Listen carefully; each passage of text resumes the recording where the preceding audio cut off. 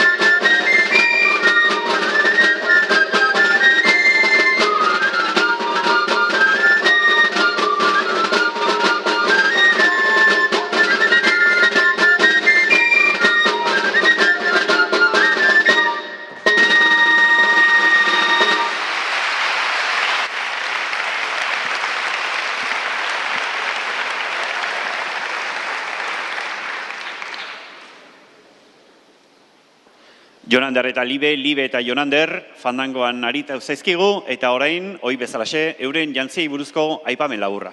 Kontatuko dizuet, Libek Bizkaiko Jantzien Museo batetik ateratako 19. mendeko soineko baten kopia darama jantzita, eta Jonanderrek Aizarnazabalgo baserri batean aurkitutako argazki bateko jantzien replika da soinean daramana ikusten duzuen bezala, biak ere dotore, elegante daude, eta fandangoaren ostean, harina dantzatzeko prest. Ez alda ala bigote?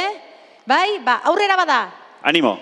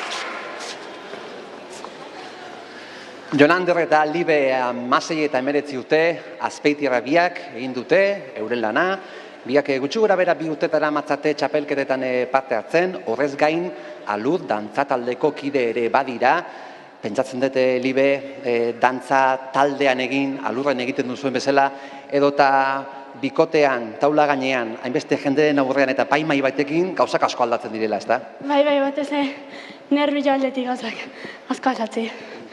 Ze puntutaraino kontrolatu dituzu, nervioak? Joa, aldan lasaien egin da pentsau. Ondo ateako da dana eta aldan ondona pasatzea. Bueno, eta zuen aurpegiagatik esango nuke, disfrutatu dezuela. Jonander, edo zer? Dudai gabe. Unaiz da gaztik izen geuri matea etorria eta iruitzat geuri mandeula eta etxeak guztua jute omongea. Alazo zaudete, eta hortze duzue txaloak eta oiuak, gazteak, oso gazteak, baina hementxe zuen lana ederki egin duzuelako, eskerrik asko bikote eta sorte hori.